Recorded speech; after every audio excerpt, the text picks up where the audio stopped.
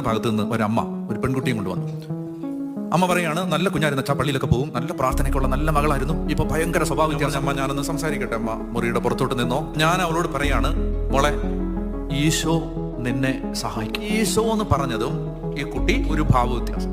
ഞാൻ എഴുന്നേൽക്കുമ്പോ ഈ കുട്ടി എന്നെ തുടരുതടാന്ന് പറഞ്ഞിട്ട് ചാടി എഴുന്നേറ്റ് ഒരൊറ്റ ഓട്ടം. ഞാൻ താമസിക്കുന്നത് ആൺകുട്ടികളുടെ ഹോസ്റ്റലിലാണ്. ആൺപിള്ളാരുടെ ഹോസ്റ്റലിലെ വരാന്തയിലൂടെ ഒരു പെൺകുട്ടി അലറി വിളിച്ചുകൊണ്ട് ഓടിയാൽ ചെറുപ്പക്കാരെല്ലാം കൂടെ അവരുടെ കതക് തുറന്ന് പുറത്തേക്ക് നോക്കുമ്പോൾ ഒരു പെൺകുട്ടി അലറിക്കൊണ്ട് ഓടുന്നു, അവരുടെ പുറകെ ഞാൻ ഓടുന്നു, ഇവരൊക്കെ എന്റെ പുറകെ ഓടുന്നു.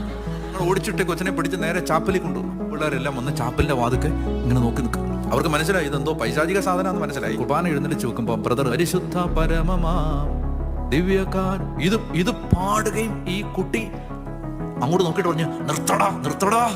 കുട്ടികളെല്ലാം കൂടി ഭയങ്കര ബഹളം. ഇങ്ങനെ ഈ കുട്ടിയെ ഇവിടെ